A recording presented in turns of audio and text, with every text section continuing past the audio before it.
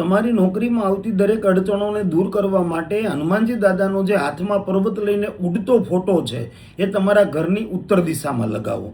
ગાયોની સેવા કરો, જેટલી થાય એટલી ગૌ ભક્તિ કરો.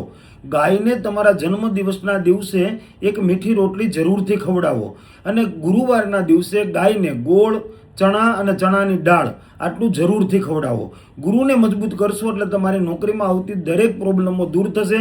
તમારા બોસ તમારા કામની સરાહના કરશે, જેનાથી તમારા નોકરીની અંદર તમને પ્રમોશનના ચાન્સ વધી જશે.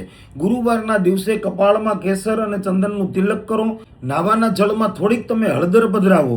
ગુરુવારે કોઈ પણ અંધ કે અસહાય વ્યક્તિને કોઈ પણ પીળા કલરની વસ્તુઓ જરૂરથી ખવડાવો.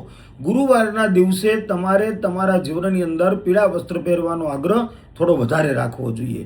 જો આટલું તમે કરશો તો તમારી નોકરીમાં આવતી રૂકાવટો દૂર થશે.